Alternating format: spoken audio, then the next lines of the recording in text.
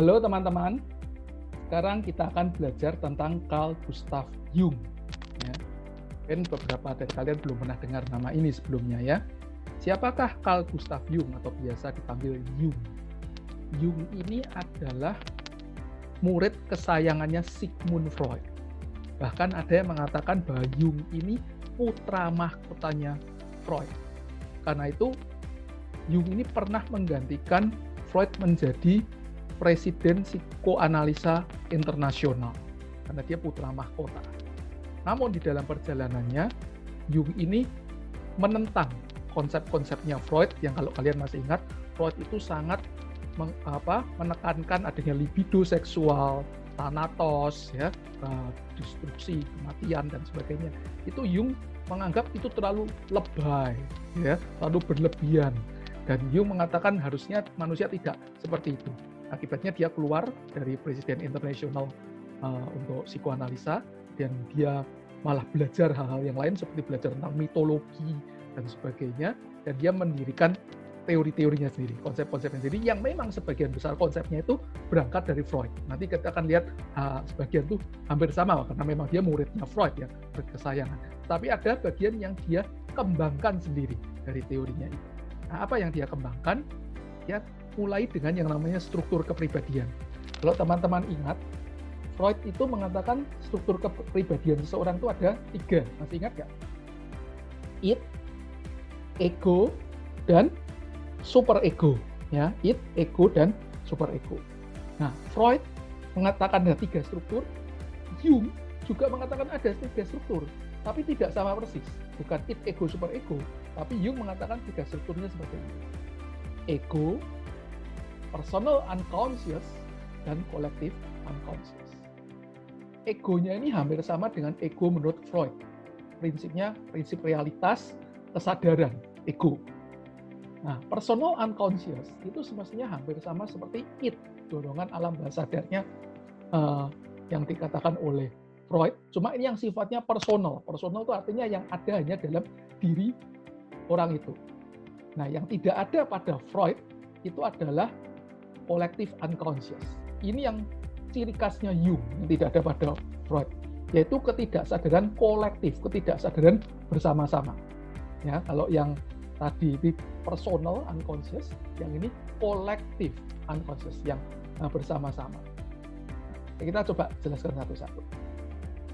Ego, ya, sama ego, ya tadi prinsipnya sadar, ya sama seperti ego menurut Freud, ya ada persepsi, ingatan, pikiran, perasaan-perasaan sadar, itu sesuatu yang sifatnya sadar, itu ego.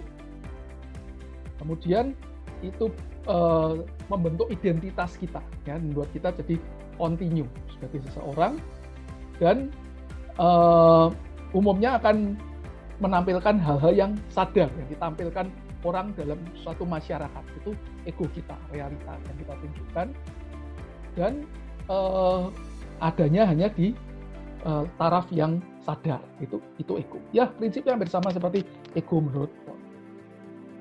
Lalu yang struktur kedua menurut Jung adalah personal unconscious. Hampir sama seperti apa tadi? Kalau menurut Freud, id, ya hampir sama seperti id. Cuma nanti ada sedikit perbedaan, ya. Personal unconscious di sini kalau yang khasnya itu adalah pribadi, personal gitu ya, personal. Sedangkan kalau menurut Freud itu memang sebagian besar personal, tapi kadang-kadang ada sedikit yang sifatnya kolektif, tapi Freud tidak pernah menyebutkan itu kolektif gitu ya. Nah, kalau yang personal unconscious itu benar-benar wilayah pribadi yang berdekatan dengan ego, dan itu dari pengalaman-pengalaman yang disadari tetapi dilupakan dan diabaikan dengan cara represi atau supresi, teman-teman. Masih ingat dulu mekanisme pertahanan ego menurut Freud? Ada yang kalau kita punya pengalaman traumatis, misalnya ada seorang perempuan yang waktu masa kecilnya dilecehkan oleh ayahnya itu ya, itu dia akan menekan ke alam bawah sadar.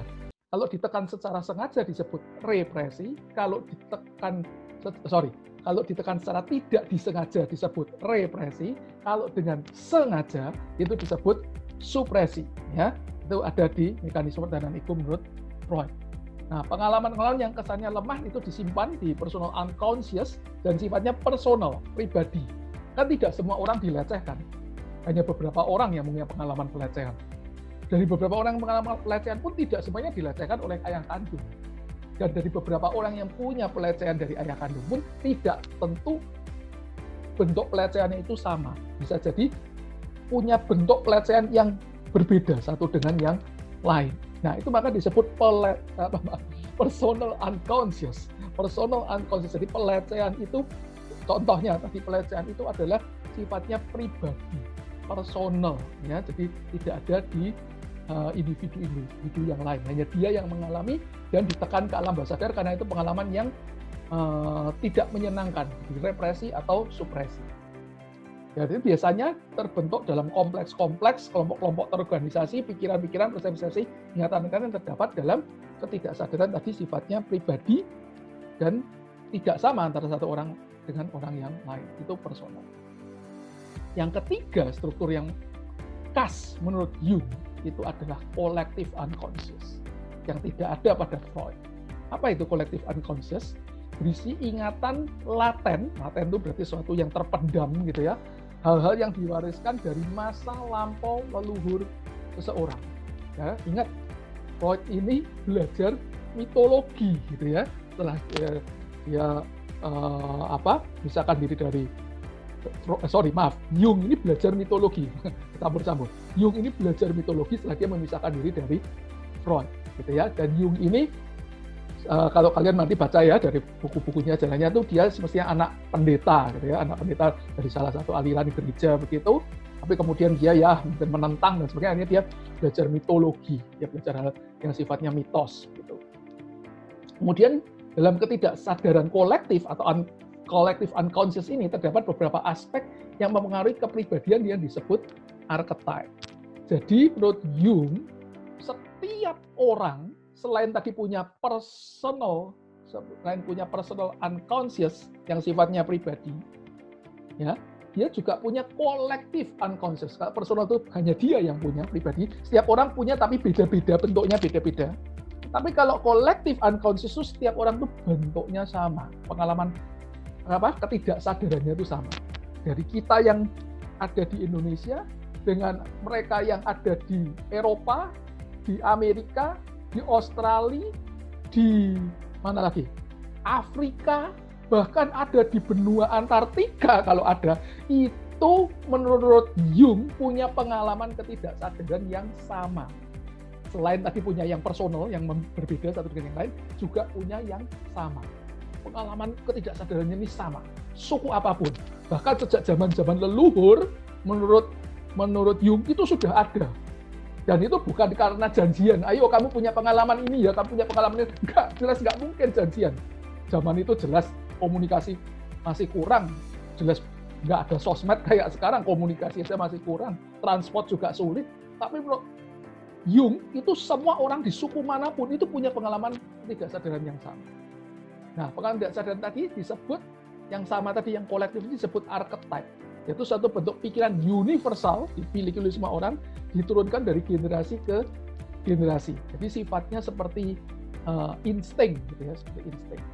Nah, archetype ini merupakan imajinasi kuno yang berasal dari kolektif unconscious, sesuatu yang tidak disadari secara bersama, tapi ada dalam imajinasi kuno. Nah, apa saja bentuk kolektif unconscious menurut Jung? Nah, kita akan pelajari dalam video berikutnya, ya, Jung bagian yang kedua. Kita akan belajar tentang bentuk-bentuk ketidaksadaran kolektif yang dimiliki oleh semua orang di seluruh dunia ini menurut Jung. Ikuti video yang kedua.